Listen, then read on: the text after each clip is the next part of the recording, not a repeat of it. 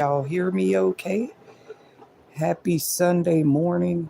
It's like the very, very top of Sunday morning, but still, I'm one of the first ones today to see this beautiful Sunday. Actually, like physically see it, and I am thankful for another day that wasn't promised to me, and we all should be. We should remember to thank God at the top of every morning.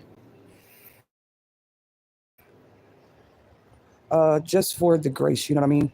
To still take in oxygen, to still be of some type of good use to the world, day in and day out, right? So, anyways, shout out to the chat tonight. Shout out to all the You Will Make It TV supporters all over the world, or even just in our local communities. Who cares? As long as you believe it, where there's a will, there's a way. There's a very, very popular quote that has taught us that for many, many years, right? They say where there's a will, there's a way. Now, I noticed with that quote, it never said if there's a dollar, okay? It says a will, just a will. And even thinking about that quote on early this morning, it makes me remember how powerful anybody's will is. That's not even value of something yet. That's just your will or somebody else's will. But we know there has to be a lot of value just in a will if where there's a will, there's a way. Today's topic is not about that though, for sure, but we are the Inspirational Quotes Hub, divine messages, and insightful topics weekly right here at You Will Make It TV. So if you haven't already, please remember to hit that subscribe bell, the like button just to show your support, and you're welcome to share any of our insightful, inspirational quotes or uh, insightful topics, right? Not just in support of You Will Make It TV, but also a lot of these topics I bring up over here are actually trending for a reason. Trending, I'm just reminding people, means it's not trending because of me, it's trending because other people are talking about it. Like these changes that are happening in the law, in the communities across the globe, that's why we call them trending. And things trend for any reason too. You got to know that. To me, some things trend for the wrong reason, and some things were just going to trend because people have been talking about certain things 25, 30 years, probably longer than I've been born. And then certain things just come back around, right? So it's like, talk about a trend, right? But we're here to talk about a more interesting trend that's been going on lately. In the year of 2025, more and more states are, joining the, I hate to call it the bandwagon, but yeah, they're joining the train of states that are also said, hey, we agree that certain sugar foods and sugar drinks should not be purchased with EBT. So remember yesterday I came and did a topic because I said I want to also shed light on like what I think are positive things, not to offend anybody here. Everything I state on my streams are just my comments, opinions, reaction. Uh, Nothing is alleged though. When I show the real articles, stories like these are real. There's nothing alleged here. There really are states joining this movement of here, sweetie. No, You want these? I want it. You want some grapes? No. Okay, let me open it for you. Yeah, it's so crazy. I ended up talking to the baby about grapes. She only 2. She don't even know what I'm talking about. She came in here for some yogurt. She'll open the refrigerator these days. My 10-year-old used to do the same thing when she was her little sister's age, but mine, they've been able to access the refrigerator. God is my witness. Like literally, my 2-year-old opened it on her own. That don't mean they can prepare their food yet. But that's why I do try to have like readily available, not what you would call snacks, but like the go yogurts. They come in a little, what's those other ones? They like smoothie package. You just twist the top and the kids can open it on their own. Um,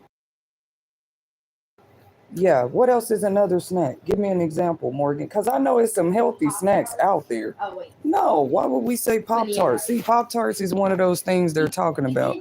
You will not be able to I just said snack. you will not be able to buy Pop-Tarts here soon, the way this is changing, I'm just saying everybody has a different opinion about it or reaction about it. Even if they don't get food stamps, you don't have to be a person who get food stamps right now or got food stamps in the past, or some people have never had them at all and they have an opinion too, because whether you receive food stamps or not, you probably have experience of one thing for sure that we all have in common, and that's experience with what's that called, tax withholdings, garnishments, paying your taxes. Okay, where I think people have a misunderstanding for whatever reason. They feel like if you ever receive food stamps, you never paid taxes before. I think that is so like mediocre to think or say to oneself, because you would just have to get your knowledge up about it.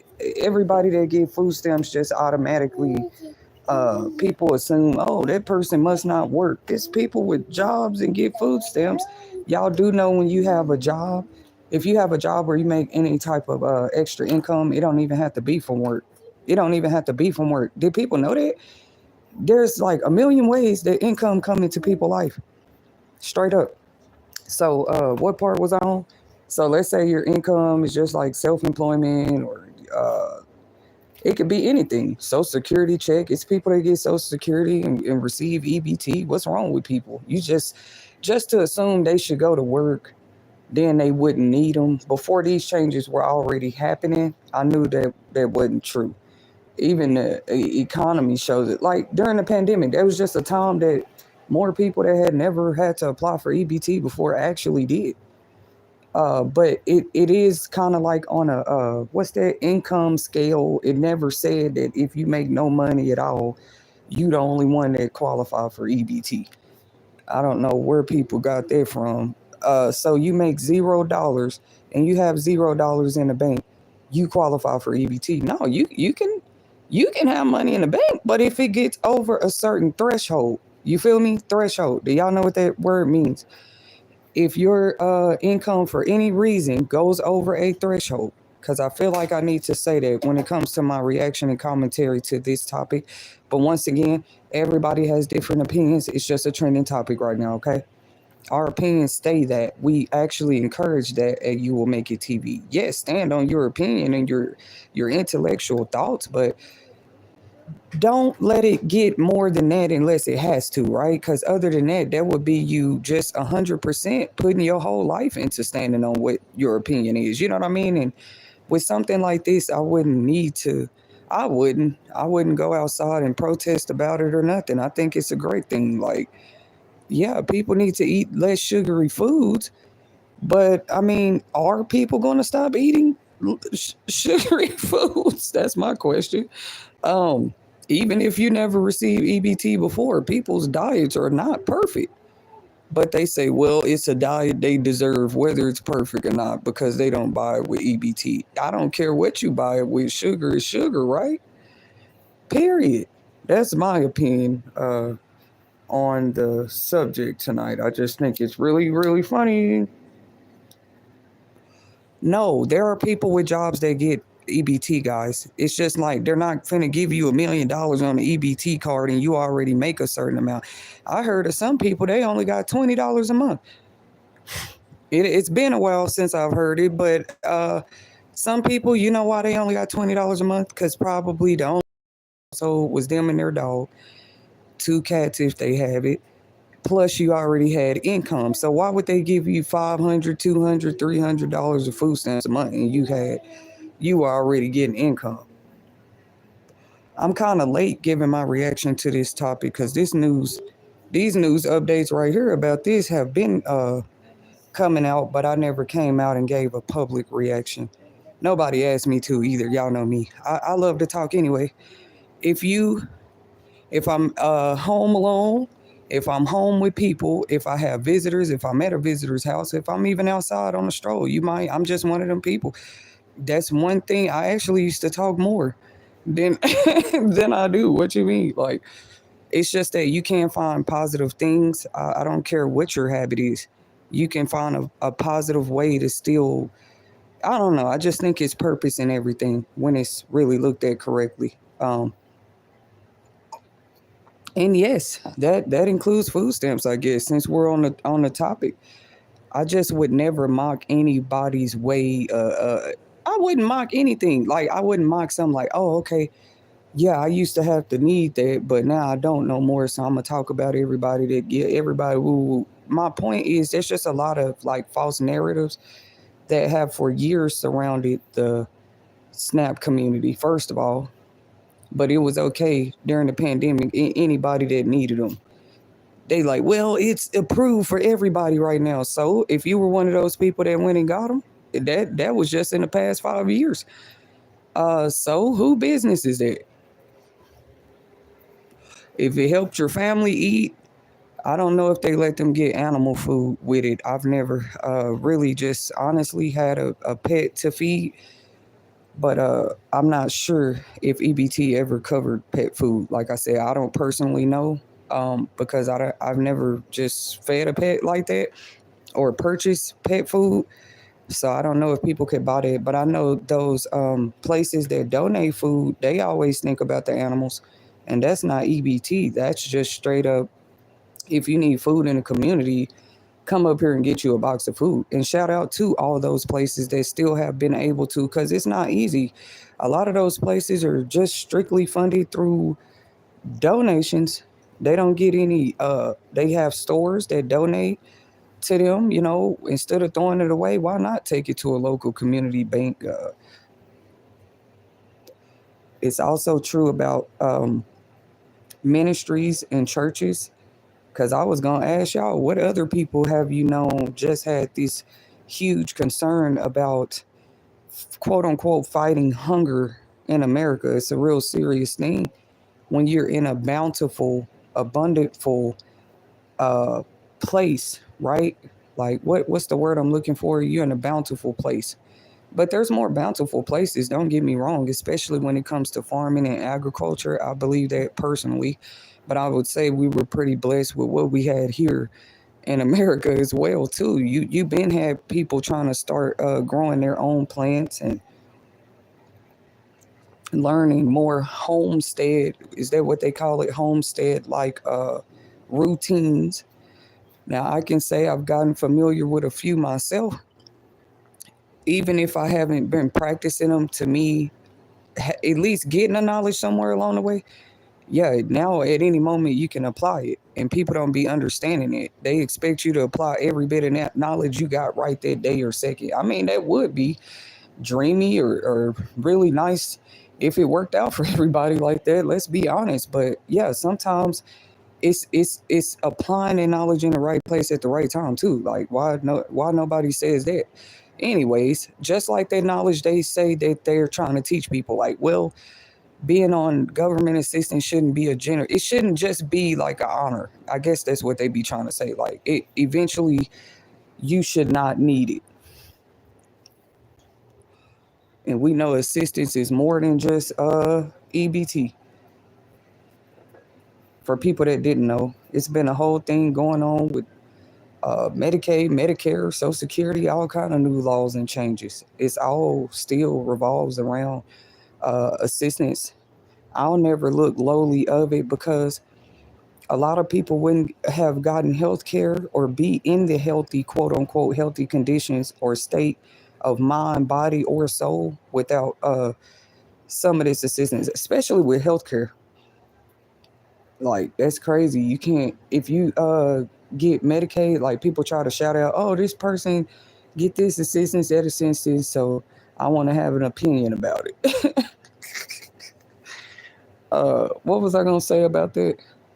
I don't know. I just feel like you should judge it all the same because, like, Medicare, I'm sure Medicaid, all those type of programs like that help people to probably fight real life threatening situations, secure their health a little better than they would have been without it. Come on now. That's just the Medicaid part. Hold on. Here, let me unlock it for you. Oh, yeah, but I was talking about those snacks, or if you can call them that, those maybe foods that come like readily, what's the word? Readily packaged or like easy to access cheese sticks, carrot sticks, celery sticks. Y'all know they got like apple dipping with the caramel. You can dip certain fruits in chocolate and stuff too. I mean, I guess you're still adding sugar, but like I guess the proportions matter what you're eating it with, because you can't tell me there's nothing wrong with dipping apples in a bowl of caramel just because the caramel's sweet. Like people actually do that on purpose for a reason. They might add a little sugary flavor to certain things that they want to eat.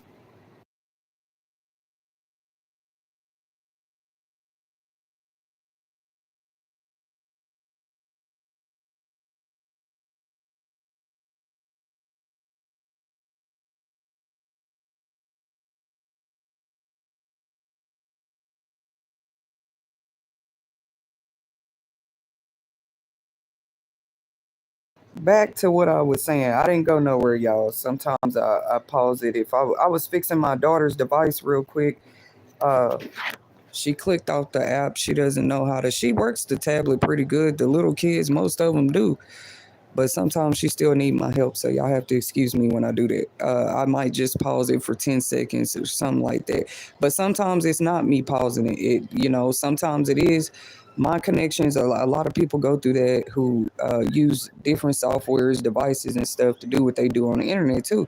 But that's another topic for another day. Today we're here to talk about the changes in at least 7+ states. They are also joining this. Like, yep, if we're gonna keep EBT here in our state like this, we will have more regulations that surround it. Y'all know how we WIC, uh, they give you a brochure that says these are the foods that are approved. You can get for your baby. These are the foods you can't. Right? With WIC, it might just be certain, like it's cheese, but you can't just buy any cheese off the you know what I'm saying, out the freezer section with the WIC card, right? It might have a certain brands that are state approved or been approved by the what do you call, what's them people called? Is it the FDA? Uh, that's what this is gonna look like. Well, that's what, in my opinion, that's what this is gonna look like too. It made me think about it. What was the first soda company? Like I just never thought I would see some of the things we're seeing today. That's all. That's all. And it does matter to me. Every voice matter, because like what generation or era did you come up with? You personally, not me, not just me. It's not just my opinion that matters in the world. What time frame in history, what have you, that's why when we see TikTok stories of people that have made it, they're celebrating 101, 102-year old birthdays. They actually go viral, to be honest with people, because longevity and lives still matter to people, not just in other parts of the world, but still right here in America too. But let's look at that with health statistics. How many people are still even aging past 70? Who's living that long anymore, right?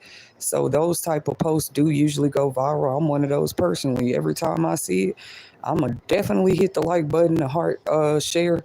Like, oh my God, what a blessing. You know what I'm saying? Because a person like that, they're 109 years old, or they done made it to 86, 92 years old. Actually, maybe I should get out here and start talking to more of those people. I'm just one of those people. I would be interested more in their stories. The people in my age group and the things that's going on with the generations closer to my age. There's always time to learn about that. You can never miss it. But these guys, I would love to talk to them, because just like y'all seen a lot. Like you 102. You remember when there was no internet like me. It wasn't that long ago, but still you could think even further back. Some of these people at that age, you saw the world or the country when there was no food stamps. That's all I'm saying. uh and just these false narratives that surrounded it for too long anyway, to me, in my opinion. Because who said you're not a taxpayer because you get food stamps or Medicaid? Who said you, most of those jobs, oh, that's a new thing too. Some of them, they're requiring families to work at least 80 hours. Some of the states, you'll have to work 80 hours or 60 hours. I guess it depends on your household. Is it a single parent household? What's going on? Um, they're just going to have you submit proof that you're either looking for work, doing a job training of some sort, you got being in some kind of program, school, or something work related, just showing you're trying to actually overall get to that point, you know what I'm saying, where you can. They say that's what it was built for in the first place, to help you get back to that point where you can put your finances back in a place where your household can manage, and without the assistance. Why don't people talk about that anymore? I had said it before already. It ain't like in the past we had stories where they need to have those on the websites. It wouldn't be a bad idea. Like, here's a family from Jacksonville. This man was able to turn around a whole business, his family, his son is now a doctor, just because they got food stamps for a year. 1 year. Let's just say 6 months, 3 months. They got it for 3 months. It turned their whole, like, why we don't be seeing those stories? I mean, unless you talk to people out here and they tell you their story. Future, the rapper, y'all might know these lyrics, but he said, I went from food stamps to a whole nother domain. That's his testimony though, right? God can do anything in any of our lives. I don't take it lightly. Like, that's not a bank account. That would be an account you have that's issued by the government. It's just certain things that come with that. So regardless of what any of our opinions are about the assistance out there, I know that it's helped people. I was just saying, like, why can't we see more of those stories? What they call them, success stories? Yeah, real businesses, not what you call reviews. Reviews too. They should have an area where people can leave open reviews about their experience. Because I feel like, okay, if it's all this other people can say freely what they feel about the people or a certain group that gets them and who shouldn't get them, you should also have a success story page. That's crazy. That's like you're trying to control the narrative of everybody that once received EBT and Medicaid. That's stupid. That's like saying they should be embarrassed to tell their story if them getting food stamps for a year or two help them to. I'm talking about. I said a success story. I wouldn't say you don't have success anyway. Anyway, if you're giving a box of free food, a person buy you a meal. I don't care how you eat. Every time you eat, last I checked, it was a blessing. You know what I mean? Last I checked, starvation still kills. Right? Last I checked, hunger pain still exists. And Hunger Games too. I don't know why the Hunger Games exist. Hunger should never be a game. Even I always believe that, like, hunger has never been a game. And then like me, I never related to what they called picky eaters, PICKY, picky eaters. Like, no, I don't eat llama beans. I don't eat I'm trying to think of any food, just like, okay, so me and picky eaters, I ain't gonna say like we never got along. It's just like you could find yourself having an interesting conversation with me long before these EBT changes or people opinions about taxes and tariffs and food. It's just a great time to talk about it. Like, I always didn't understand that about the picky eater. Of course, there's things in life I don't like to eat either. It's probably not my favorite. That's what I'm gonna say. But when it comes down to hunger, starvation,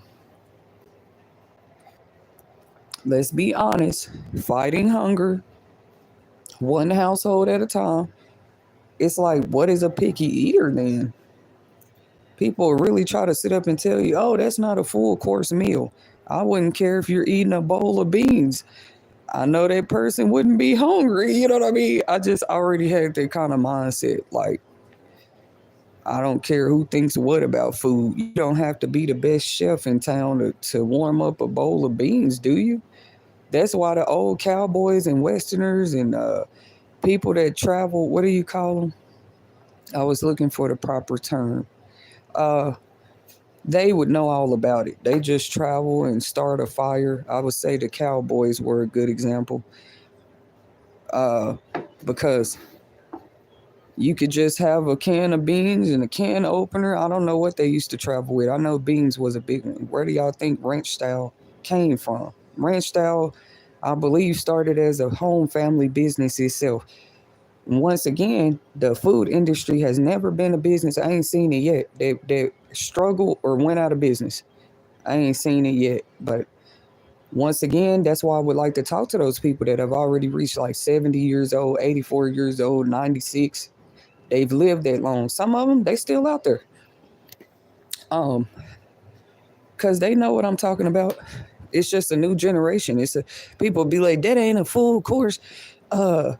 What, you're eating broccoli with ham? Or I don't think that goes together. Are we eating to fight starvation and to survive here, or just so everybody can have a meal to show off on Instagram, or show off where they ate at?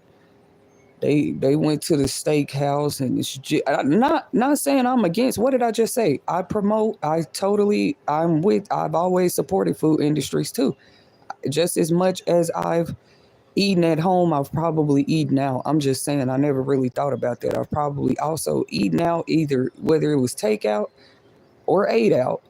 But I know it's people out there that have eaten out way more than me. But I was just using me for an example. The food industry is one of those. Let's be honest. They have never gone out of business. I was talking about the Little Debbie company the other day, and how long did people think they've been around? Aunt Jemima, Little Debbie. I was trying to think of the Coca-Cola company. Oh, plus I was wondering what is going to happen. I can't help but wonder. We're all wondering. That's why it's a trending topic.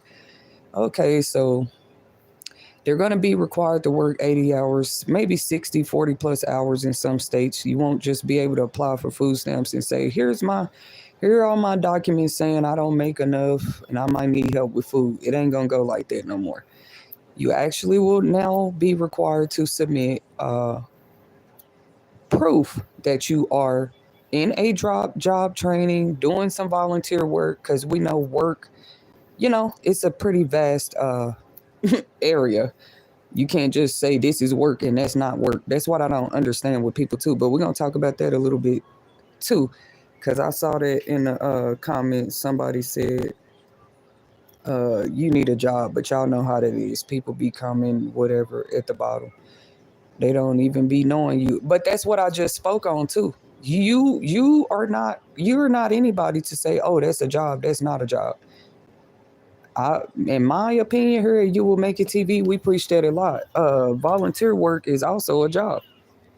I don't care where you volunteering at. You don't have to get community service just to be a volunteer community member in your community. Are you volunteering at home, in your work environment? A lot of people, that's why it's called volunteer. You're not actually doing it just for the pay, just for the likes, just for the subscribes, just for the benefits out of it. Actually, with volunteer work, it's supposed to be more fulfilling for the volunteer, actually.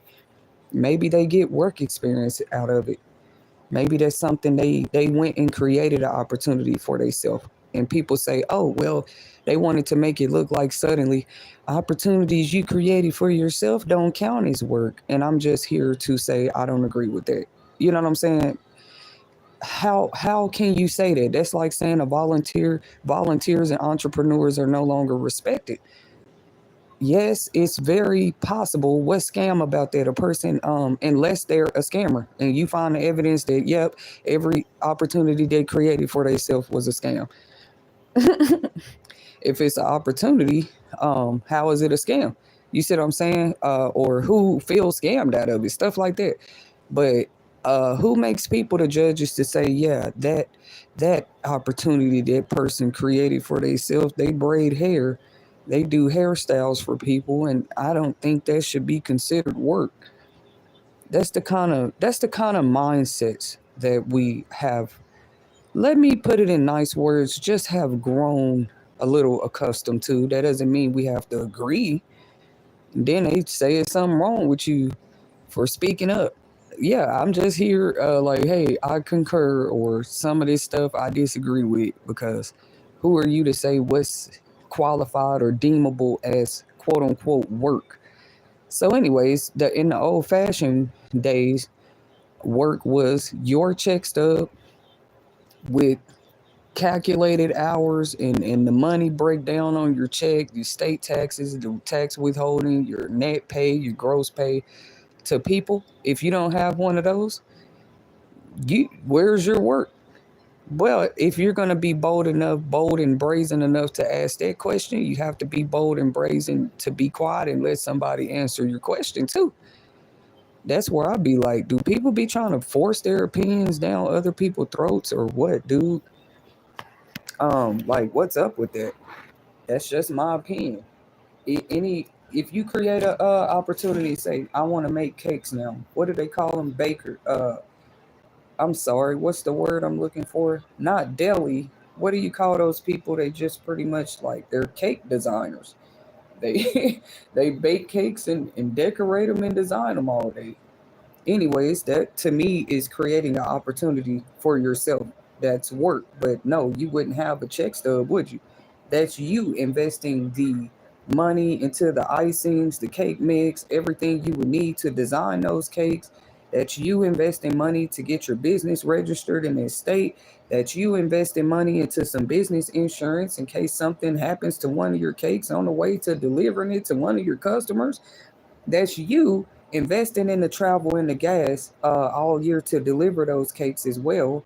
There's a company by the name of Edibles. It's supposed to be like a gift basket company where you can send a gift of decorated fruit to people.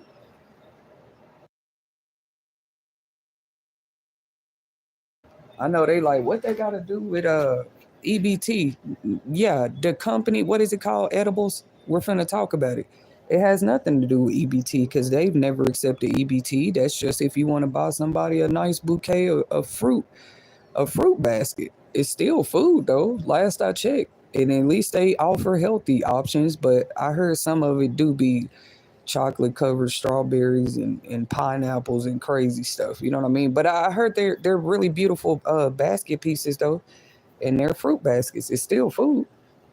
The main picture here people forget about is humanitarian.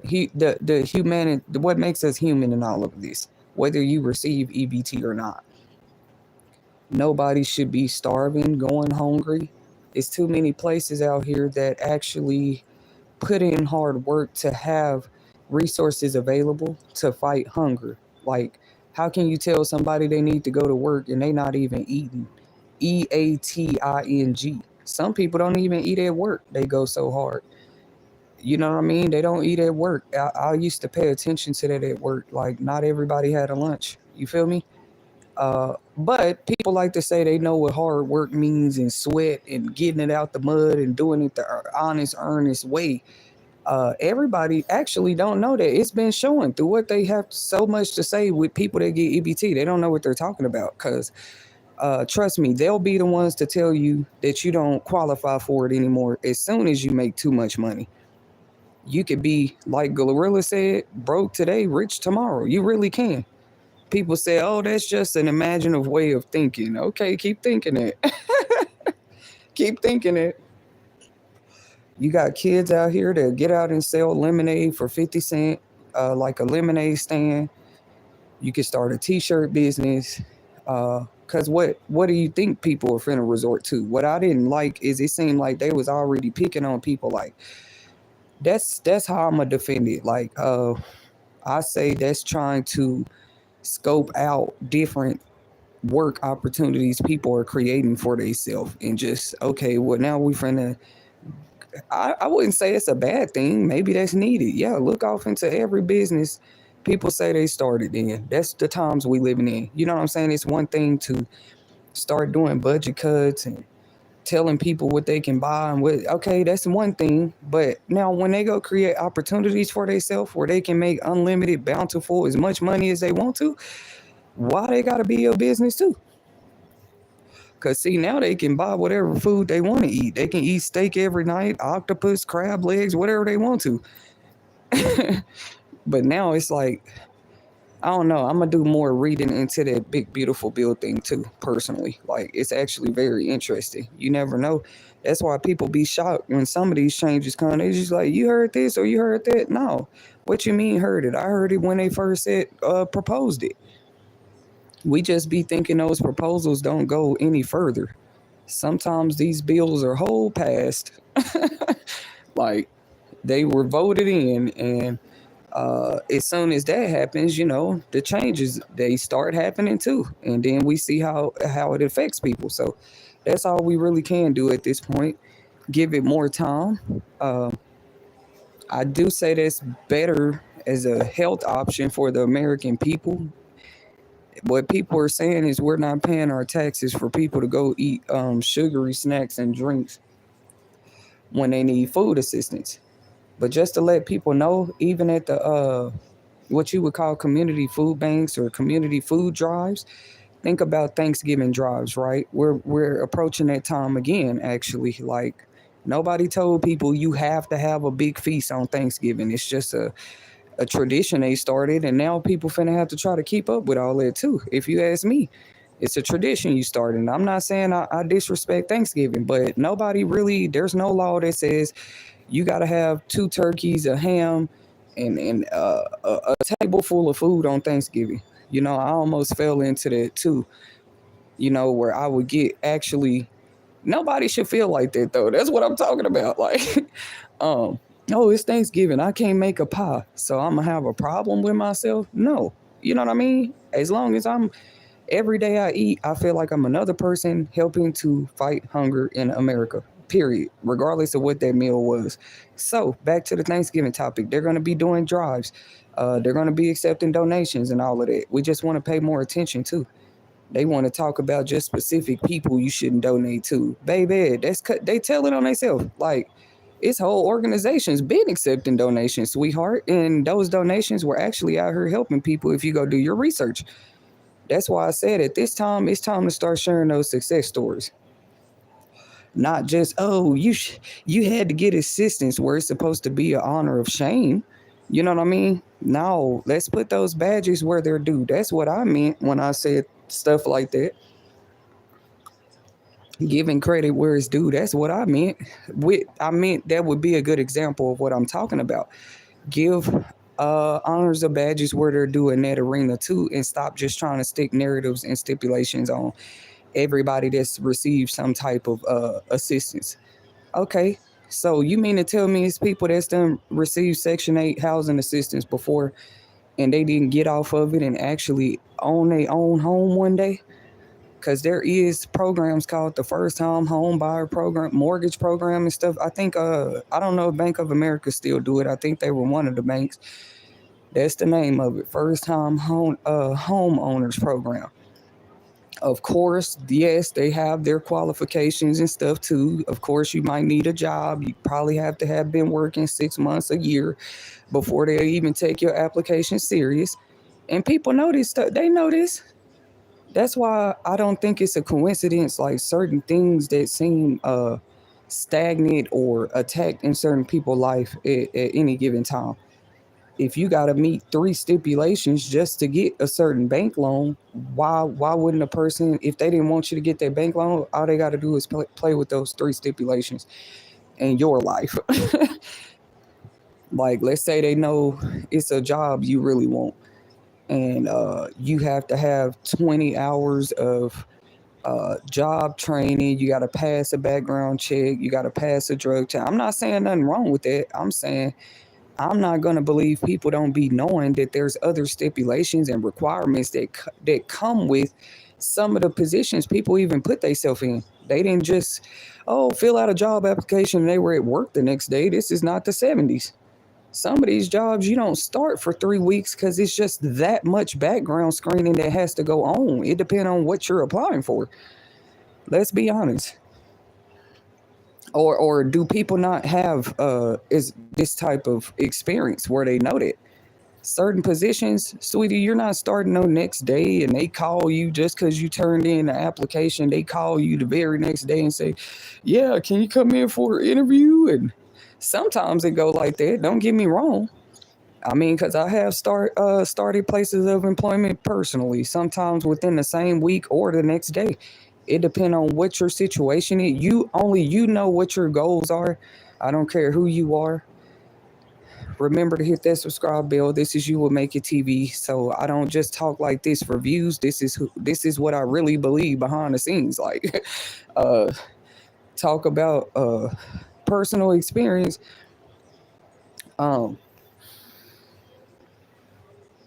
There are certain jobs, back to what I was saying, probably like some of these political positions and just more elevated positions where it's not even just accreditations you have to be considered for these positions. It's also experience, accreditation, and like I say, those background screenings are a big deal with some jobs. Like, it depends on what kind of screening it is. Some of those screenings you get the results back in 24, 48 hours. I'm like, do people know what they're talking about?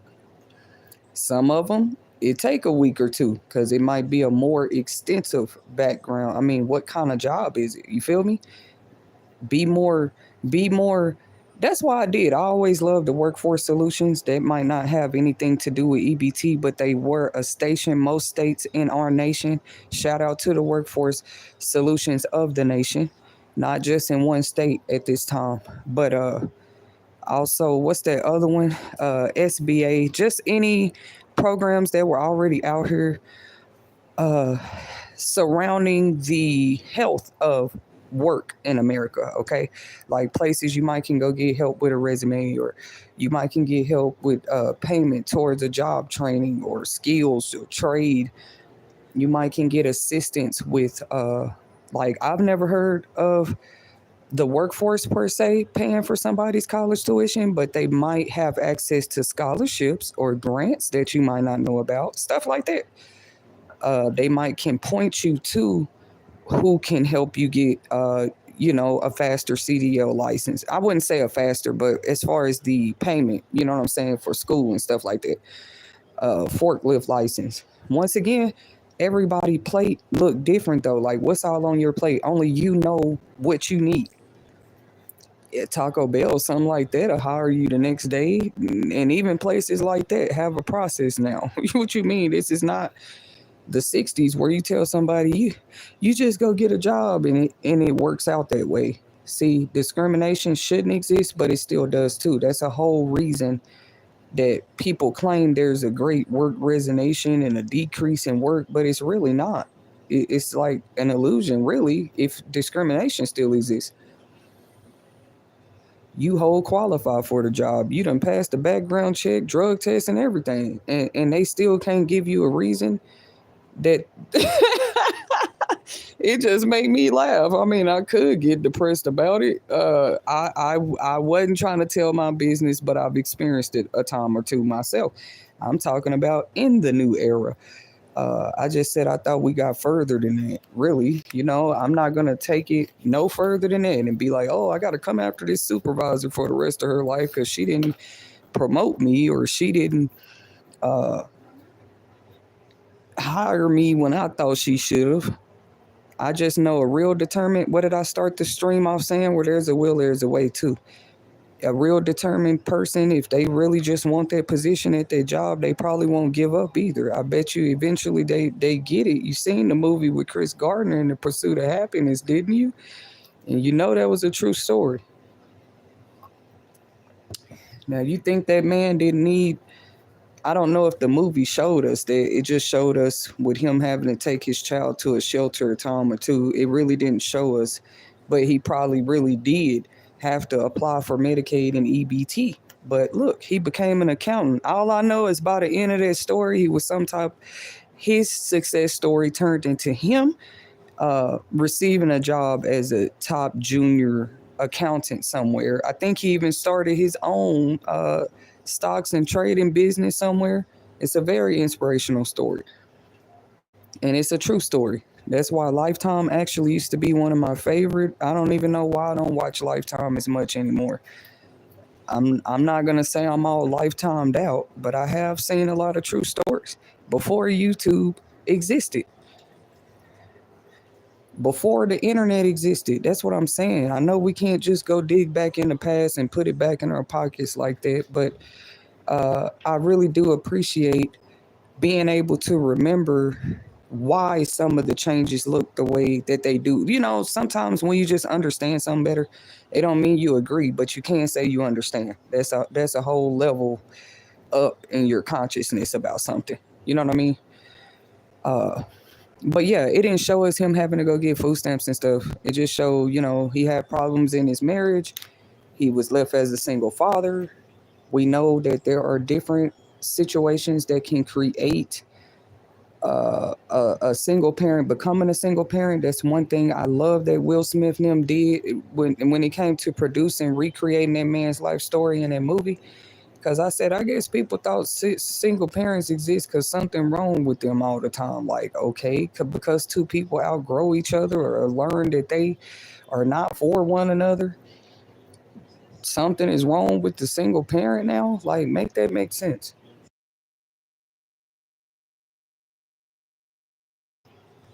And usually they just keep the narrative going from there. Why am I mentioning single parents for a second? Because I'm sure if we check the statistics of all those who even receive SNAP and Medicaid and stuff, I bet you, I ain't even looked it up yet, but I bet you I'm going to see that it's mostly single parents, whether it's a single mom or a single father or a single grandparent. Either way, I bet most of the people that have ever received government assistance were single parents, but they don't want to talk about that.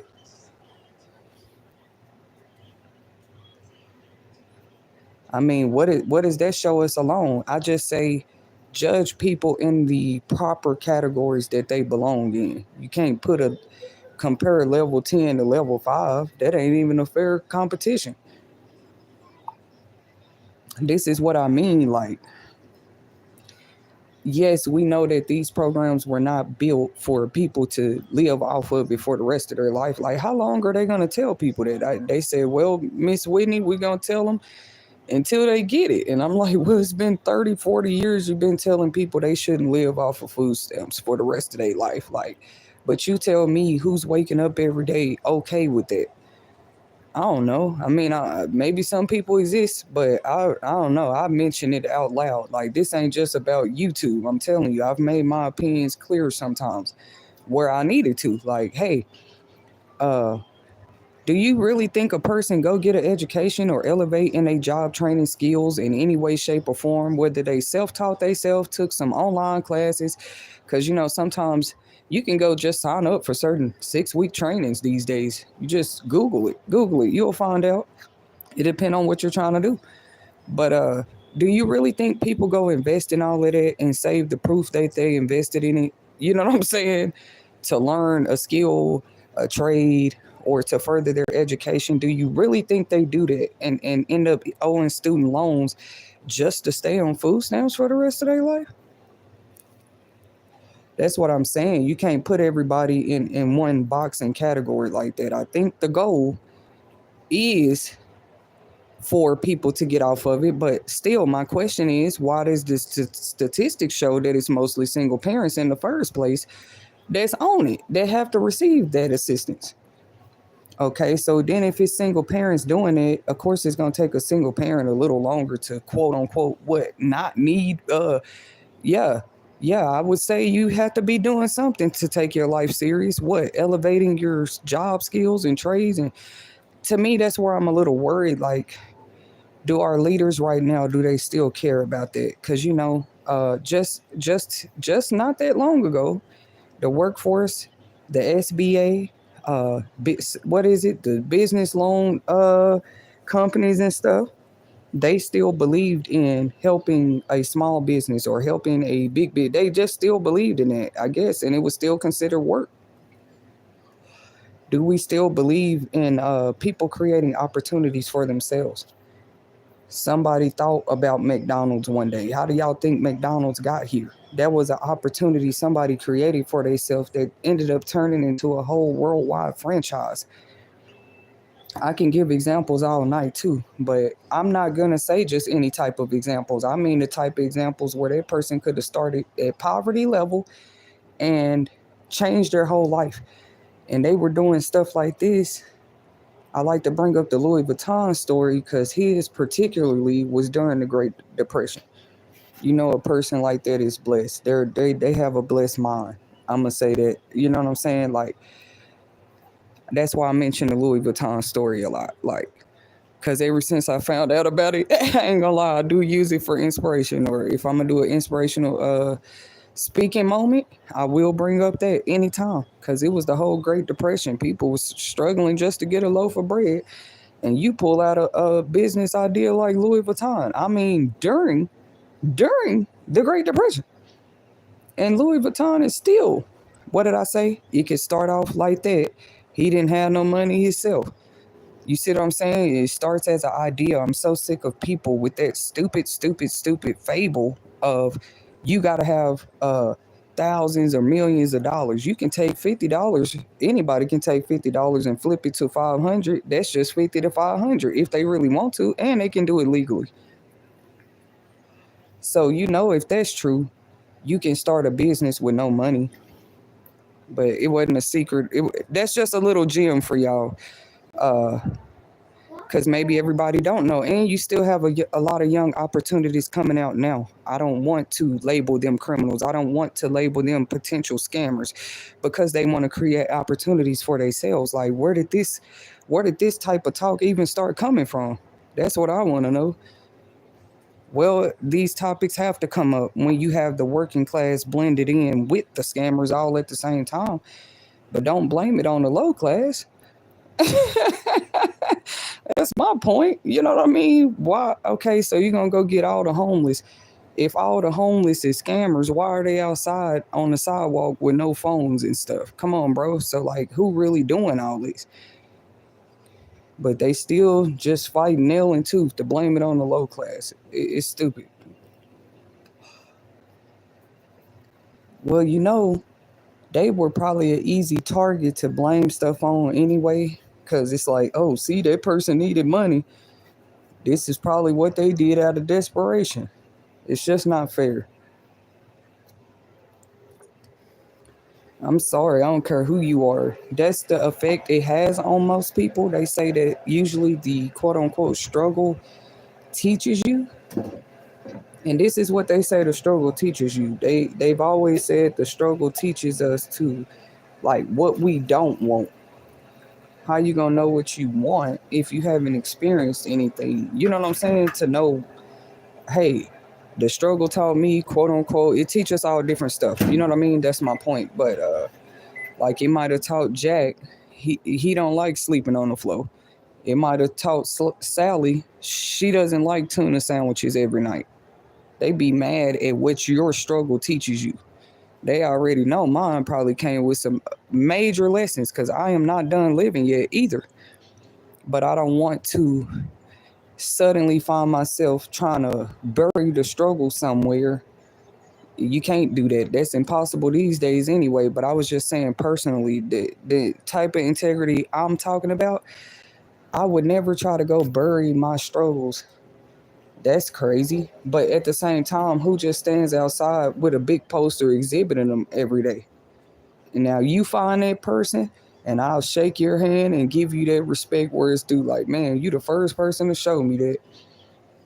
The only people you see out there advertising they struggle like that is probably panhandlers. And even people don't trust them no more. They said some of them be scamming. So it just made it hard, because they think it's funny to talk about, oh, these internet panhandlers. But let's remember where the first panhandlers came from, because it wasn't the internet. The first panhandlers, we know where they came from. It wasn't the internet. They used to be on the street or at the store corner or on the corner, and they have a sign that it don't just straight out say I'm struggling, but y'all get y'all catch my drift. It might say, hey, I need some food, or I'm hungry, or and then it's a whole new trend too, where people just go out, and they give out food, they give out money, they just go out and help people. Y'all haven't seen those YouTube channels? They start out, they do like these challenges, I guess. They'll walk up, like people with whole Ferraris and stuff. They'll walk up and sit in the front of a store. It's called a social experiment, like a social experiment. And they'll be like, hey, can I get a sandwich? And they'll watch 10 people pass them by and tell them no. What be crazy when I watch those is that like I know it's real. I'm like, them social experiments ain't lying. Those videos they do about that where they might try to get the girl phone number, and because of how he looked, she'd be like, no, I got a man or I gotta go. And then she see him go get in a Ferrari or Camaro or a Range Rover. And then she like, oh, wait a minute. I was just playing. I ain't got no man. But yeah, they do have those. Anybody that wants to see what I'm talking about, just look it up. They're called social experiment videos. Like a person will dress up as a poor person just to see how they treat it. And there are people that do this every day. not to scare anybody, but there are some people that's just interested in it. Like, I'm finna go out here, I'm finna live like this and actually see what my experience is. Mom, help me. What do you want? Is it wet? Help Or are you me. trying to take it off? Help me. What do you want? Help me. No, leave your shirt on. Here, let's watch the other one. Is that mine? Yeah. Is that mine? No. Here, give your baby some cover. She's probably cold. Which part was I on? Social experiments, though. They'll dress up as homeless people or, like a drug addict. Like, hey, I need some change. And like 10 people will pass them. And then that one person that'll bless them. I actually seen the videos, y'all. They do like these challenges where the one person who does finally give them change or go in there and buy them a sandwich or get them something to eat, they'll pull out a pocket full of money, or they'll just pull out like a bunch of 20s, like, and the person like, what you doing? How you pulling this out your pocket? I thought you was poor. I always enjoy those type of videos. I might have to do a few of those experiments myself just to see how people act. Like, you know what? Just because you blessed me with $1 or just because you gave me $5, I want to bless you with 500. And they really give them the money. Now, I don't know. My daughter says she thinks some of those are staged. They just do it for the views. But I do believe not all of them are doing that. You know what I'm saying? Maybe they really do be blessing the people like that. I've had those experiments. I mean, not experiments. Experiences. Okay. They be like, oh, they believe in a fairy tale God. I don't think so. I've had way more than one experience of you. I mean, maybe somebody just helped you in line. You was $10 short. Sometimes I had whole gas paid for. On the days I had the money, I actually just got paid. I'm trying to fill the tank up, right? And it's not always about, oh, it's because you were a pretty young girl and some guy paid for your gas. No, you really got good. I think I call them angels. They're regular people like you and me, but this is how I feel like we all can walk in our angelic side, and I feel like that's free will too, because you could have helped somebody at the store with a sandwich, and you didn't know they had just prayed 10 minutes ago that God helped them get something to eat. So I know you're saying like, oh, it's a miracle because you think that person bought you a sandwich, but I think it's a little more than a miracle. Like, that person just stepped into, they would be like an angel to the person they just blessed. You feel me? Like, they might not look like an angel, or you feel like they don't carry themselves as an angel, but if that person just prayed 10 minutes ago for God to bless them with something to eat, you come through, you don't even know why you asked the person, like, here, you hungry? And they like, what? I have had those experiments. I'm sorry, not experiments. I guess you can call it that, but those type of experiences, especially around Christmas time. But that's another story. Like, ever since I became a mother, that was just something I experienced. One time I was even outside. These brothers, they don't do this no more though. They used to be known to do this back in our hometown. But around Christmas time, they'll just, you never knew when they was gonna pull up or who they was gonna pull up on. But they'll just bless people with money. I think they said they had to stop doing it, unfortunately, because people's, anything good, people gotta find a way to turn it crazy. Not the people that was blessing people, but the ones, I think they was like had a few experiences where they got robbed, so they stopped doing it. But they did bless me one year. I'll never forget them. And that's what I'm saying. People actually need to see these success stories. You want people to stay stuck at remembering back when a person was a panhandler, back when a person needed food stamps. Shall I keep going? Back when a person used to sleep on a mattress on the floor, like who all you can do is remind that person of where they do not want to be again. That's all I gotta say about that. Like, you put in somebody's struggle on display, all you're doing is reminding them of what they don't want. I wouldn't say they running from the struggle, but everybody's struggle teach them something before you can. Who teaching them, you or the struggle? Leave y'all opinions in the chat, but I'm just tired of the struggle being misconstrued now, like, or it only applies certain rules of the struggle supposedly only applies to certain people. That is so dumb. Okay, let me get back to what I was saying. The struggle teaches us, ladies and gentlemen, not the other way around. Now, you could probably help teach somebody how to, number one, avoid a struggle, number two, survive a struggle, number three, maybe even how to get out of the struggle. That's it. But just teach somebody the way they struggle, you can't do that. That's where God probably so proud to hear me say that tonight. Not just say it with my lips, but I actually understand now. Like, first you could just look at your struggle like, oh my God, like I've had millions of them in life. But now, if you look at it that way, you can look at it as a million struggles, or you look at it as a million lessons. And I don't know one person. Let me see if I can word this correctly in a respectful way. I don't know one person that just have learned a lesson a million times and never end up getting a award, they honor, they elevation, they next step. That's the point of learning a lesson. And that's something just God has never needed help with. That's why the struggle exists. The struggle gonna teach you it's gonna teach you more about yourself, I believe, than anything. Let's talk about what the struggle teaches us. Finally, I get to talk on this a little bit. This is You Will Make It TV. This is actually the type of content I would like to cover, from my opinions. The struggle is going to teach you better than your parents, than a family can, a friend, a neighbor. Something as simple as the struggle.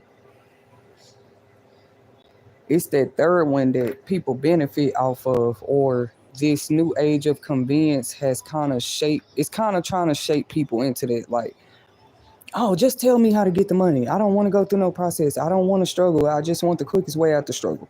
And then it ain't even to mock nobody, but that's why you can tell that person haven't had struggle lessons, if that makes sense.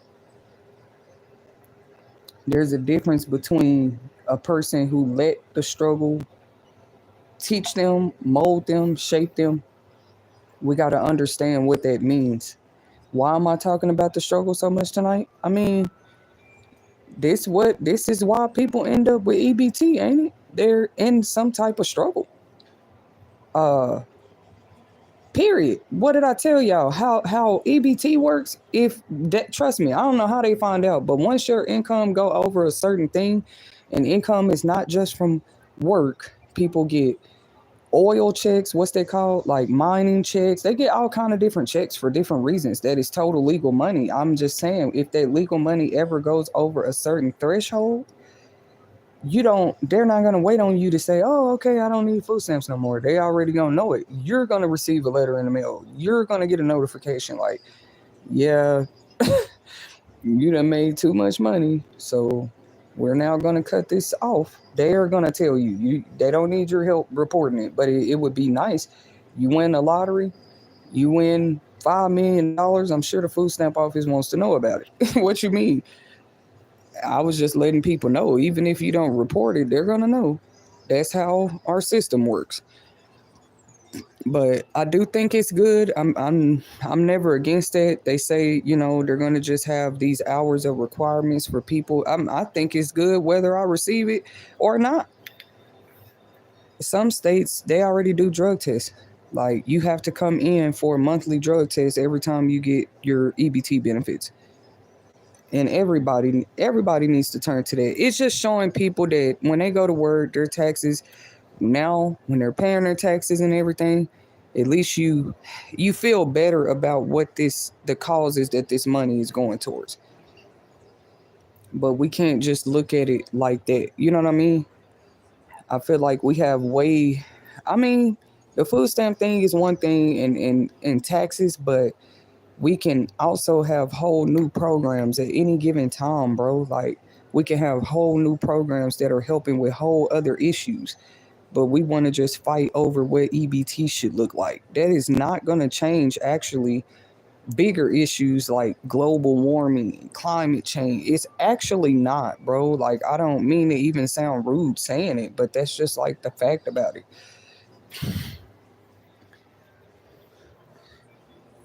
I mean, do y'all agree?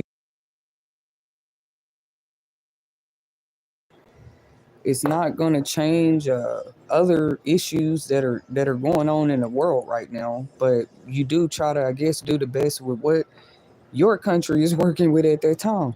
All of us being a little more patient, taking the time to look at that. Not too many countries offer EBT in the first place. So that's why I'll never get too political or too in a debate with anybody about it when it comes to my opinion. Like, but yeah, the main goal is not to live off of it forever anyway. Then you're not worried about what it's telling you can and can't purchase, right? Because you would already be providing most of the food for your household out of your own pocket. I guess it's supposed to be another experiment. Well, let's see if they buy as many snacks if they can't get it. It's just weird. People rather be concerned about that, not finding solutions for bigger issues. Talk about a distraction that did distract people. Like, one woman said she woke up and they just weren't on her card here recently, either this month or last month. I saw it on the internet. You know, people share their TikTok stories. Uh, but yeah, and some people, they have different reactions. Like, some people were actually crying tears, like right there on camera on the internet. Like, I do not know what I'm finna do. They, cause like some of this, it's not just them. I just shared the states that are banning certain foods and drinks, you know, the purchase of them. But there's actually states that cut people's off. I guess everybody's situation different too. They're not gonna come on the internet and tell you all their business, like, oh, this is why they cut them off. Or some of them, they do. They'll read the letter like, this why they said they cut them off. Like, one lady, they said they cut hers off. She baked pastries. Y'all know people do all these different type of Instagram shops and stuff. I don't see nothing wrong with it. That's why I'm speaking on it. But she's doing like pastries, but I get that ain't even our business. But she shared that with the internet. Like, she buys the pastries with her EBT, and then she make the recipes on her own. I would still say that's a creative idea, but technically, yeah, that's what they're saying. Like, nope, you cannot, you can't make sweet treats and then sell them. That's what they were already saying. So, and there was some people's income. Like, they were selling treats, people putting in orders. They do Valentine treat baskets, everything. Chocolate, chocolate pieces. Y'all know what I'm talking about. Like, the chocolate fruit with the decorations and everything, right? And they're saying, well, no, you shouldn't be making stuff like that if you bought it with food stamps. It's just a weird time to live in. It really is. That's like not letting the people have a say so. I guess you could only break it down to Republicans and Dems at that point, but and what side they stand on about what people should be able to do. I wouldn't care if you're a Republican or a Democrat. If you go to work, you're getting taxes taken out of your paycheck. We all pay taxes, and like I said, even people with Medicaid and food stamps, some of them have jobs. See people stuck in this old 70s, 80s, 90s mindset, and it shows. That's like saying, well, if we're gonna think the same way about them, make them the same way they used to be, where they were paper stamps. It wasn't even a debit card. You know what I mean? But I don't know what they meant with that one, sweetie. There are people with jobs that get food stamps. Actually, that's something I was gonna talk about. I had noticed, even if it was just a $2-3 change, right? It's this one product I buy a lot. Like, it's a food product. I just buy it a lot. And you know how you buy something so much, you have memorized the price of it, especially if you get it from the same place. Let's say it's Albertsons or Instacart or Uber Eats. It doesn't matter. If you Just like if you go purchase gas, if you go to that same place frequently, because like with one of my cars, I would go to Shell all the time because I was with their rewards program. Shell has this cool rewards program. At the time, I was it don't matter where I was working, but where I was working, you got certain perks if you spent money in the area. Whether you're off work, if you showed this one card at Shell, you just got these bonus discounts and stuff like that.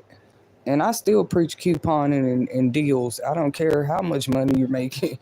Going to get Shell gas, going to get Shell gas, man.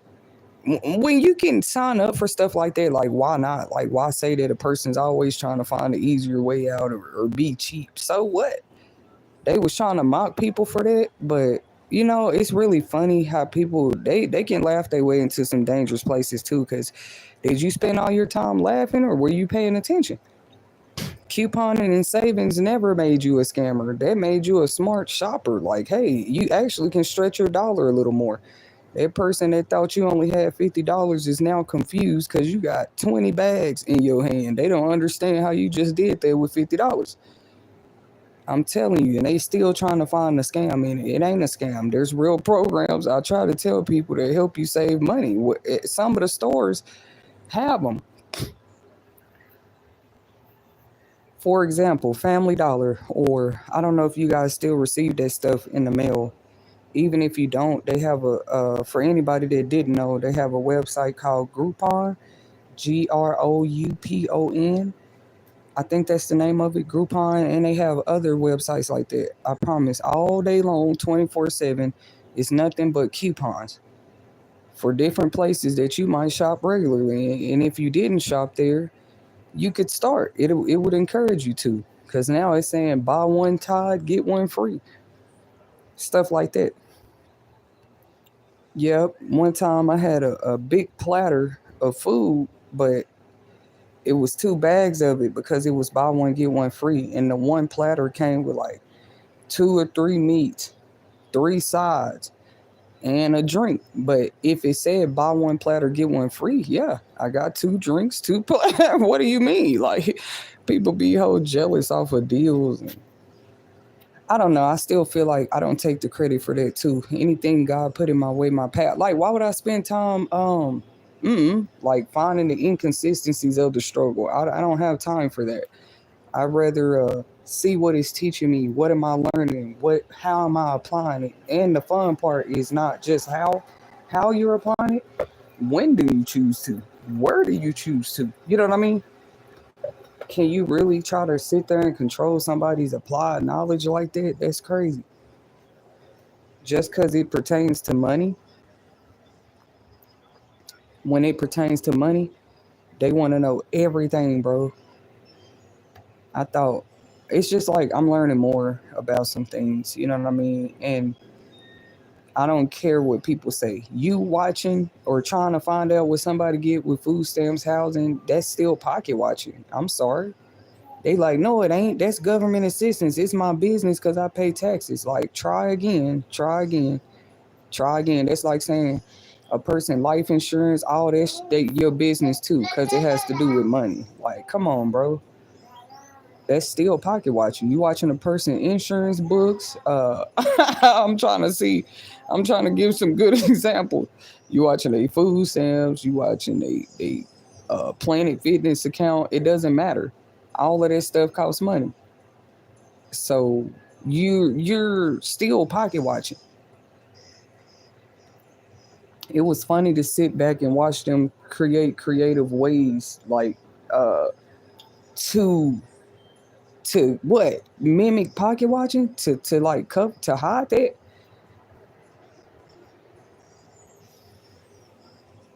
Yeah, in some states it had got bad. It was a scam of EBT. You know what I'm saying? Like people just wake up and they this what I heard. It haven't happened to me. It's never happened to me. Like I just actually, let me just shut up. Let me just shut up, cuz does it matter if it's happening to other people?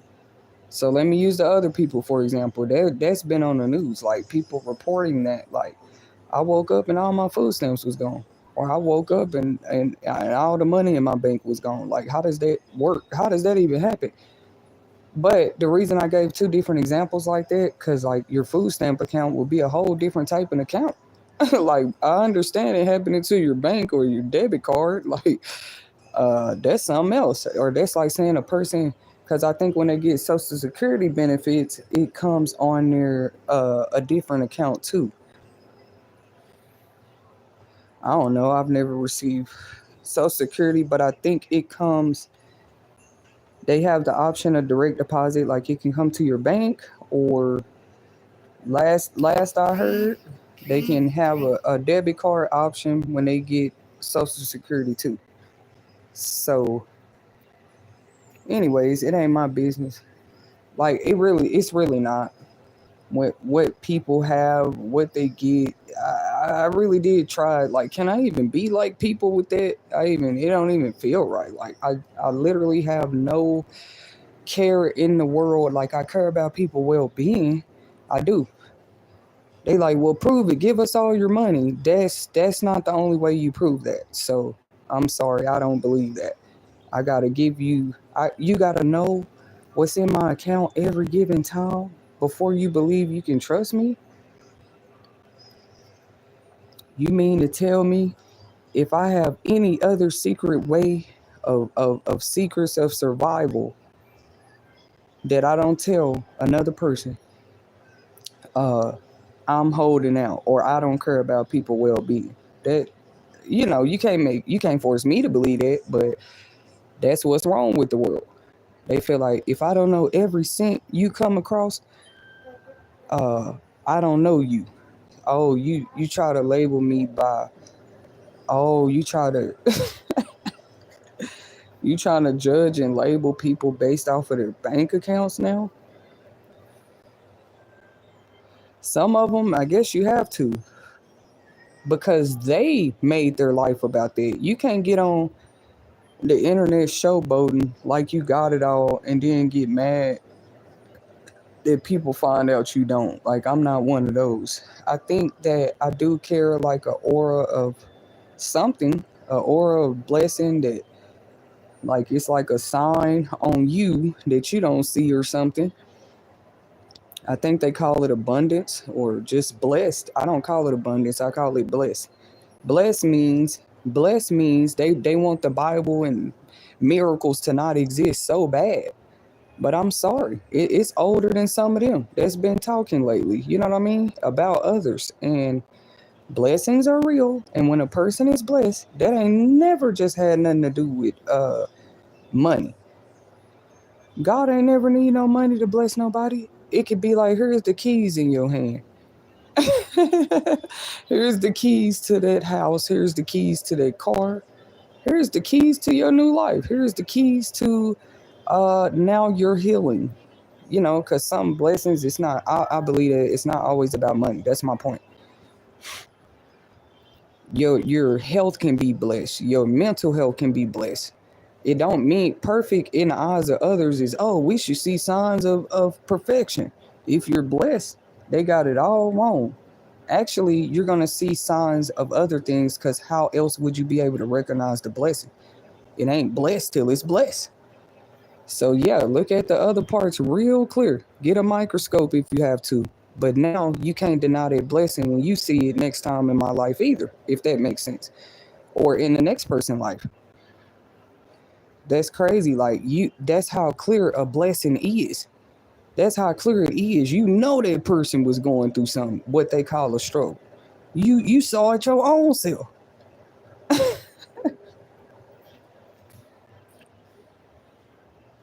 They enjoy the blessings they can see. That's what I'm saying. But when you try to tell stories and testimonies of blessings where it was just you and God there, like you know nobody else was around, and that either you was blessed or you had just received a blessing. Like for example, I'm speaking on me I can use myself for an example. I used to just more openly, because I do want to share my thoughts about this. I used to actually openly seem like I just, every day, if I'm around people, I'm talking about another blessing or something I didn't recognize God did for real. Or like, hey, I met a new person today. I don't know. I told y'all, I'm just always been a talker or a speaker, whatever you want to call it. Um, I would just talk about blessings, or I just never thought I would see the day that people like, don't tell your blessings. You know the devil outside. Like, I'm still in that place of faith. Like, who cares? Because when it's a blessing, ain't nothing the devil can do about it. Actually, that's what blessings have always done. Last I checked, bring joy, happiness, increases a person's faith. Really, they teach us have faith before you even see the blessing. How is that real that you only happy after the blessing? I guess that's possible. Like, because surprises are real. Anything can surprise any one of us, but I wouldn't say only surprises or blessings. No, what about those people who have faith before? They didn't even know.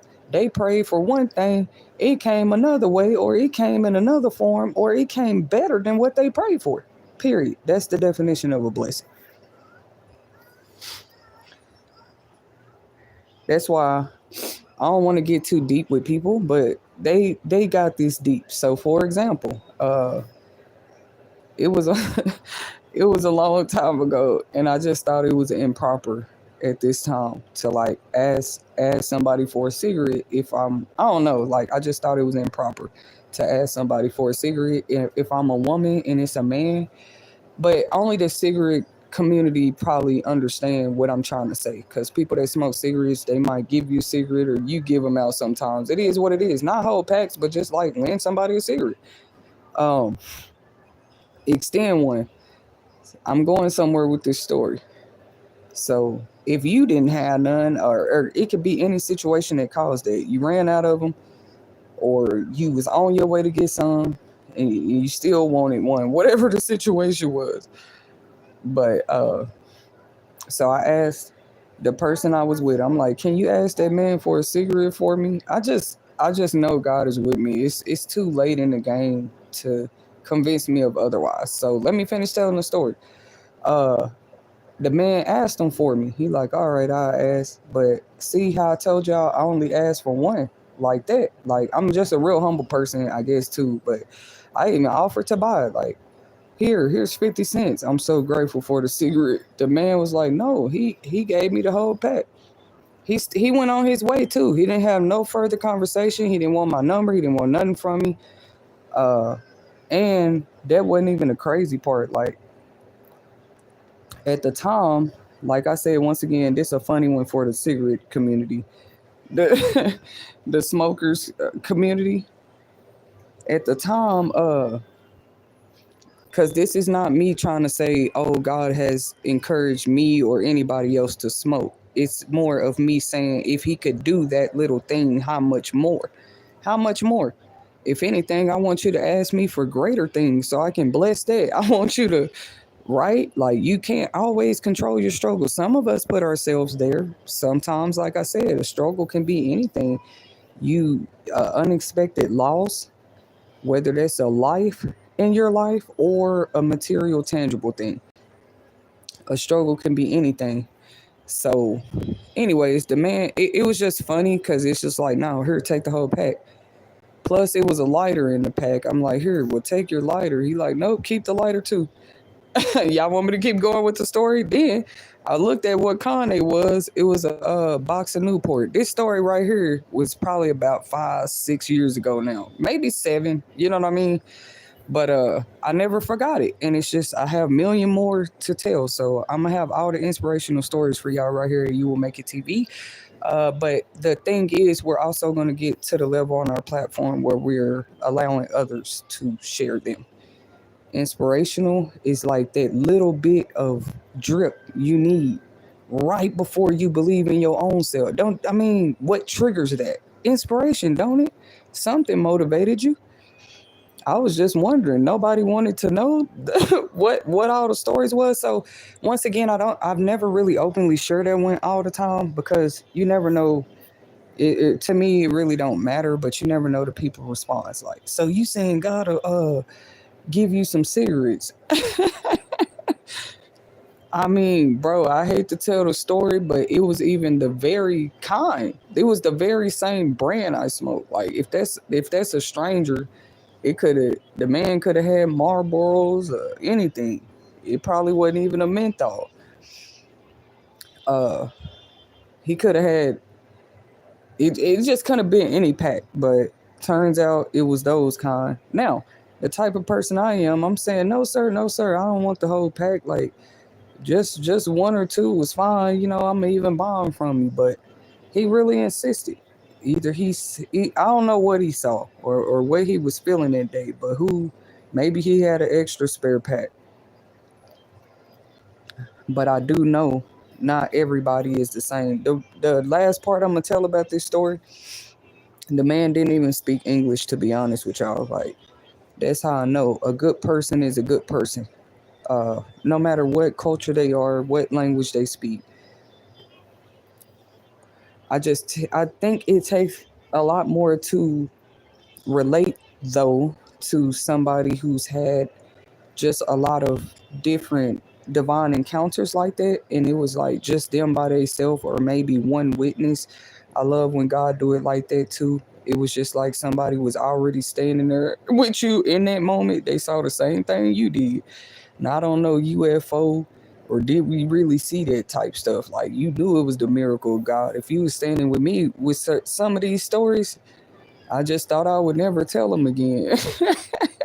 God, like, no, I'm calling you back out of retirement. Like, because really, honestly, I haven't forgotten anything. If anything, I've just accumulated more. I mean, what did they expect the struggle to do, guys? Literally. What did people think struggles when people go through something, what did they think they do? I thought we all learned lessons from it. And I learned that it was okay for our struggles to teach us. Like, literally, hold your hand. You like, the struggle don't hold nobody hand. Yes, it will. It'll hold you all the way. Actually, struggle will be the first one in front of the crowd. When you on stage one day, struggle gonna be right there clapping with everybody. Because struggle was right there with you. And you can't make this up. You know that you chose to relate to struggle while you was going through it. Like, showing struggle, like, this helped me learn myself. Like, no, I don't like bologna sandwiches every day. Whatever it is, I'm just trying to give like basic examples. Like, no, I don't really like walking to all my business meetings. I'm ready to ride to my business meetings in style. Whatever it is, like, what does your struggle shape you into? That's what we have to ask ourselves. Not just, oh, do I want to have food stamps? Like, who asked themselves that? Like, who just do I want to have need Medicaid assistance just to pay for a doctor's appointment, or when I need to get my health looked at? Or do I want to have a lot more options, a more vast insurance plan where it covers the whole family? And I don't know. But like I said, everybody's struggle should show them what they like or don't like. Other than that, now that's settling in it. People more look at the length of time of years that a person struggled and let that dictate, oh, well, this person must enjoy struggling. I would just say you have to write down all the possible outcomes. Is it that, or are they still fighting? Are they fighting to get out of it? Or, I mean, do they seem to complain about their situation? Because I would say a person like that is not comfortable or have not settled. It could look or sound any other way you want it to. That might be a whole evidence that person, yeah, that's a person struggle teaching them right now. Leave her alone for a little while. Let's go back and check on that one in a year, 2 years. That's one of those. If I hear a person complaining about their struggle, I still got hope for them, because That's a person that they don't actually like their current or past, or they actually care about what their latter circumstances are going to be. And none of us can control the future. We all know that. Do y'all think it's people out there trying to, though? But none of us can control the future. So that's why we pay more attention to our present. What did we think produces our futures again? The present. Every present day creates a new tomorrow. I need to record that as one of my inspirational quotes. Every present day produces a new tomorrow. What y'all think about that? It's really true. Um, if you're not concerned about what you're doing today, how do you care about the future? That's why I said applied knowledge matters, like how and when you use it. They already said knowledge is like a superpower, it's like a weapon. And just like a weapon, when and how you use it. Not just, well, that person been struggling for 10 years. I ain't seen them doing nothing different. But they do say that's a sign of insanity, y'all. Doing the same thing over and over and over again, expecting new results. Just to let y'all know, that is one of those quotes that changed my life. It might not, quote unquote, show to people right now. It's going to change other lives too if they let me keep reminding people of this quote. Give people some time. Like that. Yeah, how you gonna do the same thing, and then why is I'm keep getting the same result? Like, that's dumb to ask that. That's what that quote is saying. It's insanity. Now that person probably needs some help, some therapy, because now we got to help you understand why you keep doing the same thing, but you're expecting different results. I would say even if you switch locations and do the same thing, right? God wanted me to have some powerful experiences to speak on. Like, literally, you doing the same routine. All you did is switch up the location, or all you did is switch your phone number. That's the thing. That's the things about patterns. What they call that word, patterns, cycles, and routines. Routine is the same thing. It's over and over and over again. If you wake up at 8 o'clock every morning, you know what they say your body gonna do? It's gonna get used to you waking up at 8 o'clock every morning. Even on Saturdays and Sundays, you're gonna be like, I ain't even gotta work. Why am I up? You start asking yourself, dang, why is my alarm going off at 6 o'clock and it's Sunday? Oh, sometimes even if the alarm don't go off, you still find yourself waking up, because anything you start to do repetitively, you're training your mind, body, and spirit. It's that powerful to gather into that same routine.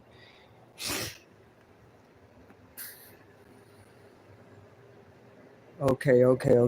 I was just reading the chats a little bit. Shout out to all you guys. Again, happy Sunday.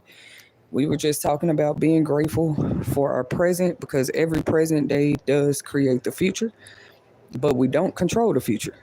All you can control is today. All you can control is everything you do every day.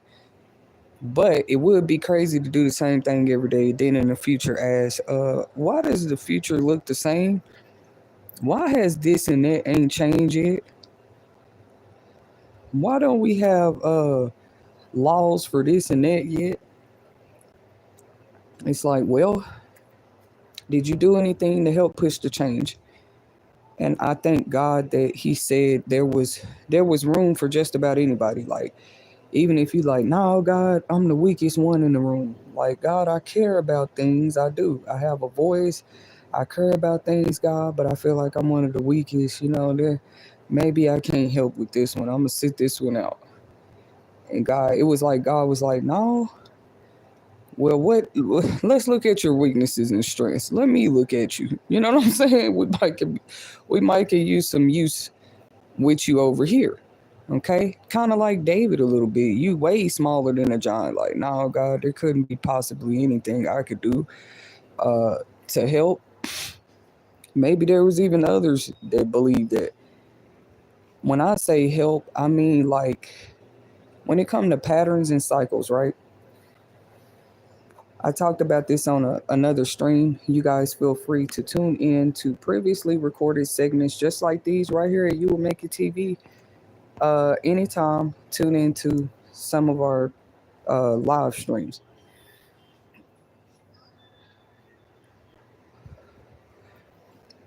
But I was saying we learn what a pattern, they use shapes, colors, numbers to teach us as early as elementary school what a pattern or a cycle, a repetitive cycle looks like. We even have tests about it in math and science, like find the pattern or which one of these shapes do not belong with the other shapes. Y'all never noticed that? We've learned about patterns and cycles in school. But getting to know ourselves better, I just say if somebody say, man, I don't know, I can't get to know myself better, I'm struggling with that. Well, that's a struggle in itself, don't you think? And my advice to that person would be, have you ever allowed just to sit back and be quiet and let your struggle teach you? Like, let it teach you who you are. No, you are not your struggle. That's not what I mean when I say that. But what's wrong with letting your struggle teach you who you are? Helping you to find yourself, because that's exactly what it's going to do. People was hoping, that's just weird to automatically think that, like, oh yeah, this person gonna struggle, they gonna lose their mind. Like, what? The mind, that's what showed us about the mind. Like, it can sponge up a lot of knowledge. 2, struggle can teach you a lot. What was your struggle? Was it with mechanics, vehicles, electricity? What was your struggle? Was it with your money? Was it with your marriage? Was your struggle with your kids? I would say a person like that gonna learn a lot, especially about themselves, if the struggle teaches you. And it's only stuff in your life you're struggling with. You're gonna do one of 2 things: settle for that struggle, or allow that struggle to teach you some things. I still feel like that's applying faith in a way, because that didn't mean you knew what was going to come out of it. You just knew, oh, my struggle's starting to teach me. And what my struggle teaching me, I guess it just started to show, like, that your struggle is teaching you. You know what I'm saying? Like, it's teaching you more about yourself. Like, no, I don't like coffee in the middle of the night. Me not having coffee taught me that, or me going without coffee taught me that I don't like going without coffee.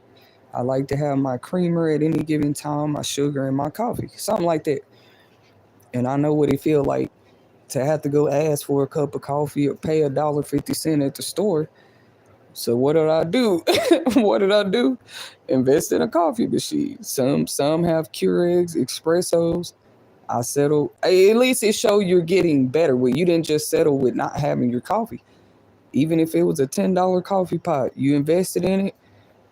You invest in the coffee filters. Now you're good. Your struggle of not having coffee taught you don't like going without it, and it's showing your life now. That's why everybody can smell it. Every time I get up, they smell it now, because the coffee pot just has this kind of like teapots do, and certain stuff, when it boils, you can smell it like that. When it's being brewed like that, you can smell it. It's really loud.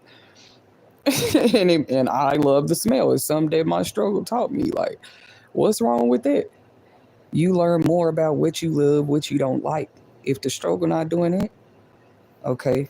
So if people don't like people's opinions about EBT, I'm just letting people know, whether you receive EBT or not, people still gonna have an opinion about EBT. There's nothing you can say to get around it. Now, I think it's a good thing, though. I don't know if they're waiting to see our response or what. I think it's a good thing whether I pay taxes, get food stamps, don't get food stamps. I know there is people that get food stamps that work, though. If y'all didn't learn anything else off this stream about this topic tonight, not everybody that gets food stamps don't work. Like, where did people get that from? They said, oh, if you was going to work, you would need food stamps. There's people with whole jobs still living in the van life, living out of storages. But just because you turn your head to it doesn't mean it's not going on. They still barely affording their RV campers right now. People behind on mortgage.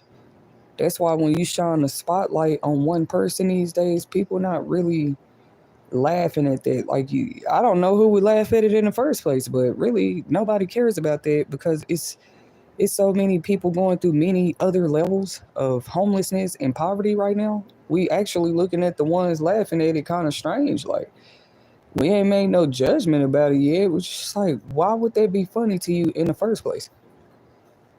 Displaying somebody's, oh, don't watch that channel, don't go to that page, don't support that person about a struggle. Find another reason, bro, because it's too many people struggling out here with capital ITH, with jobs.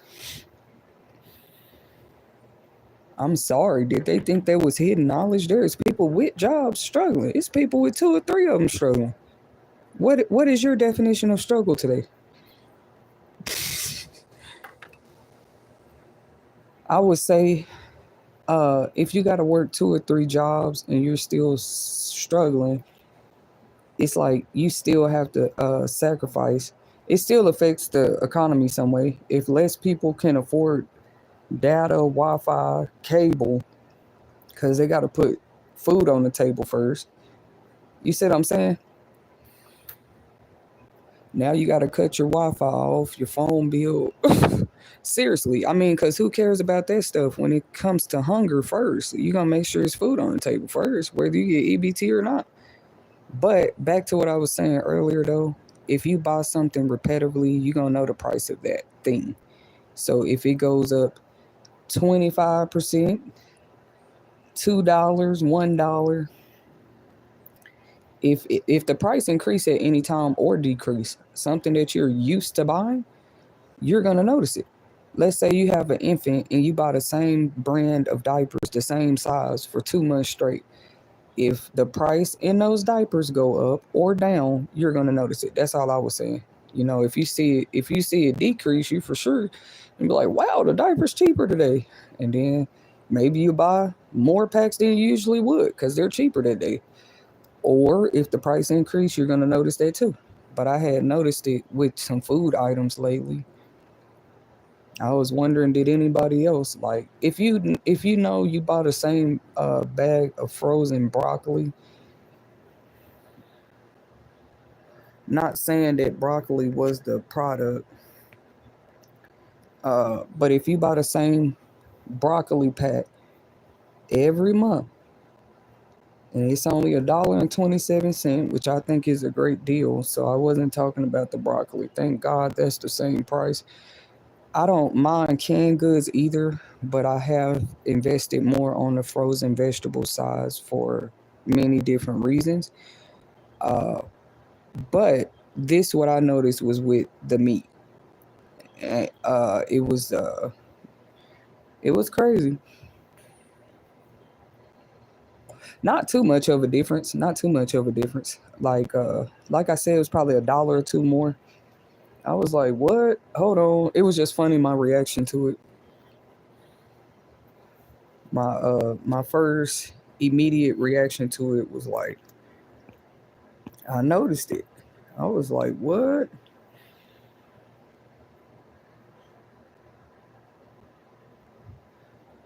I guess everybody done went to sleep on me. It's 4 a.m. I'm talking about in the chat.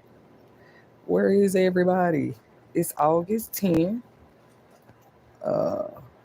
Mountain time is 4 a.m. here anyway, but I'll probably be back with one more topic though, going into the early sunrise this morning. All you guys got to do is get your muffin, donut, eggs, and omelet, and we're going to have some morning insightful topics over here at You Will Make It TV. So even if you missed this segment, I'll be back. We always encourage you guys to hit that subscribe bell, like, and comment just to show a little bit of engagement. But I don't mind coming on here sharing my commentary and reactions to these things anytime. I just said, did people know that? Like, bro, there are people with jobs that get food stamps. You got to know what you're talking about. So if they get child support, they don't deserve food stamp. That's another thing they said they was going to change soon. it could come. We can't be surprised if we see it, type of deal. But making the moms, not the mom, I shouldn't have said the moms, but the custodial parents show proof of what they are spending the child support on. Is that y'all first time hearing it when I said it, or have you heard of that before? But I've been talking about that for years now, since I first read about it. So that would be interesting. Even something called unborn child support. They want to get that. They want. I mean, it's been things that have been proposed and kind of thought of as ideas before, right there, right there in Congress. So just to let people know, but I wouldn't say it's a bad thing, because regardless is if the custodial parent is the mother or the father, I'm sure it's okay for the other parent to know, I guess, where the funds are going when they pay it. So that might be a new change. I see that coming right around the corner. They're already saying what you can and can't buy with the food stamp. So, or that you got to have certain hours, and like I said, certain states is already requiring drug tests to in order to qualify for benefits. So that's fine. You could be hard down on your luck, but if you fail that breathalyzer test or the drug test, guess what? You're not going to be approved for SNAP. You're not going to be approved for EBT. So now, who are you going to be able to blame that on? That's why I said the struggle should have been teaching us in the first place. That's what it was probably created to do. Nobody just asked for a struggle. And like I said, some struggles you do create for yourself. Either way, a struggle has always been like quicksand. It don't change. They said it's insanity to look for something to change, and you're doing the same thing over and over again. Whether you cause a struggle, the next person causes a struggle. What was I finna say about it? Yeah, whether you cause it or the next person, struggle is like quicksand. It's gonna be hard to get out of. I mean, if you just stay there trying the same thing, you're never gonna find a way out of your struggle. I mean, come on, bro. That's why it does pay us to know where is my struggle coming from? Is it my health? Is it my mental health? What is it? We can blame it on anything. Some people have internal struggles. It's them. They can be in their own way. Nobody ever wants to admit that. We always want to be the one that say the quote, tell everybody, sometimes you can be in your own way. Like, yeah, who's actually applying that? Like, it's showing that they're applying that knowledge. Yeah, you might have evidence I was in my way, but I might have evidence where even I got out my way. Something like that. You know what I mean? But when it comes to topics about the struggles and stuff, I can talk about that all day.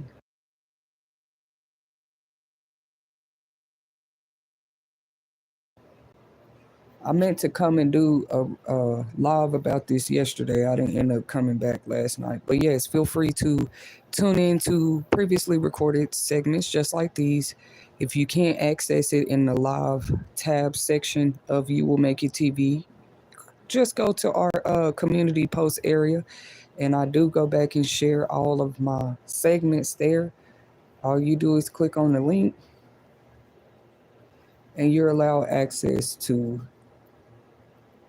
some of our recordings we already did on other various topics. But so yeah, can anybody riddle me that? Why didn't people know that there are working people who get food stamps? I was just wondering, did they not know, or did they just thought they knew everything about food stamps? You'll be surprised who had to get them. They was just saying it used to, quote unquote, supposedly be a shameful thing. I was tickled when they brought that back up. I was really tickled. I said, what? It's great to know about the history of food stamps, I guess. It's a great educational fact. They said people used to be ashamed. I'm like, damn, I don't know if that makes me feel bad or good about that knowledge. For real, like, why would you bring that up? They said it just seemed like the people have no shame. I said, I don't think shame should be the word they use though. Like, just call it Let people struggle teach them. You know how you can help them do that? Share success stories. Quit making it like everybody got on food stamps just failed. That's exactly why there's some people not on it now. I'm sure they was on it before it changed their life where it needed to. And now what are they doing? Why don't nobody want to share those stories?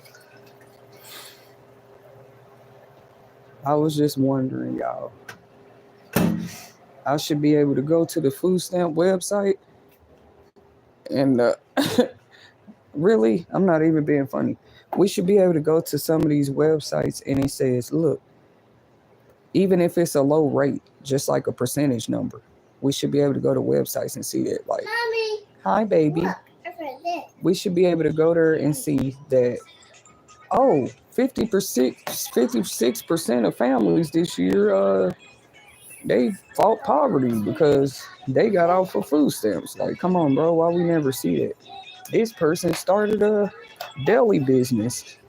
This person ended up graduating college. You know what I'm saying? Yeah, they might have had food stamps while they was in college, but look, this single mother did it. You feel me?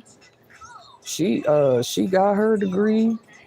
The kids were able to go to school. They had free and reduced lunch. What's wrong with doing success stories that surround it, right? We don't always have to pay. When it comes to working towards peace in that way, right? It's not an easy job. People say anybody can settle for peace or want peace. Like, obviously not. They rather beef with everybody about who gets food stamps, why we paying our taxes for that. Like, come on, bro. And it's hungry people out there right now. Restaurants literally throw food away every night. Like it's kind of like a food requirement, but who created that food requirement?